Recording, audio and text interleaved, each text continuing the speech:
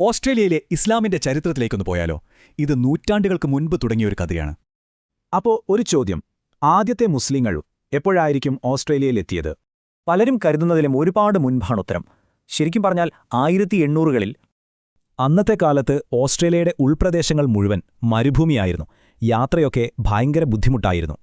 അതിനൊരു പരിഹാരം വേണ്ടേ? അതായിരുന്നു ഒട്ടകങ്ങൾ. കൂടെ അവയെ നോക്കാനറിയുന്ന മുസ്ലിം ഒട്ടകക്കാരും. ഇവരെ അഫ്ഗാൻ ഒട്ടകക്കാർ എന്നായിരുന്നു വിളിച്ചിരുന്നത്. പക്ഷേ ഇവർ പല നാടുകളിൽ നിന്നുള്ളവരായിരുന്നു കേട്ടോ. രാജ്യത്തിന്റെ ഉൾപ്രദേശങ്ങളിലേക്ക് വഴി തുറന്നതും റെയിൽവേ ലൈനുകൾ പണിതതുമെല്ലാം ഇവരുടെ സഹായത്തോടെയായിരുന്നു. ജോലിത്തിരക്കിനിടയിലും അവർ തങ്ങളുടെ വിശ്വാസം മുറുകെ പിടിച്ചു. ഓസ്ട്രേലിയയിലെ ആദ്യത്തെ പള്ളികൾ പണിതതും ഇവർ തന്നെ. പക്ഷെ കാലം മുന്നോട്ടു പോയപ്പോ ഈ സമൂഹത്തിന്റെ കഥ പതിയെ മാറാൻ തുടങ്ങി. രണ്ടാം ലോകമഹായുദ്ധം കഴിഞ്ഞതോടെ ഓസ്ട്രേലിയയിലേക്ക് പുതിയ കുടിയേറ്റക്കാരുടെ ഒരു ഒഴുക്ക് തന്നെയുണ്ടായി. അപ്പോൾ ഈ രണ്ട് കുടിയേറ്റങ്ങളും തമ്മിലുള്ള വ്യത്യാസം കണ്ടോ? ഒന്ന് മരുഭൂമിയിലാണെങ്കിൽ മറ്റൊന്ന് നഗരങ്ങളിലായിരുന്നു. തുർക്കിയും ലെബനനും ബോസ്നിയയും അങ്ങനെ പല രാജ്യങ്ങളിൽ നിന്നും ആളുകളെത്തി പുതിയൊരു ജീവിതം തേടി.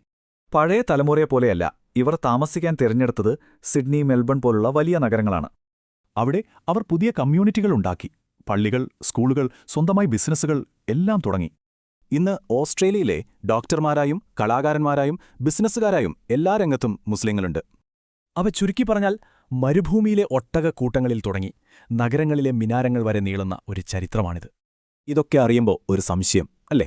നമ്മൾ ജീവിക്കുന്ന നാട്ടിലും ഇതുപോലെ എത്രയെത്ര കഥകൾ ഒളിഞ്ഞുകിടക്കുന്നുണ്ടാവും. يا أيها الناس إنا خلقناكم من ذكر وأنثى وجعلناكم شعوبا وقبائل لتعارفوا إن أكرمكم عند الله أتقاكم إن الله عليم خبير.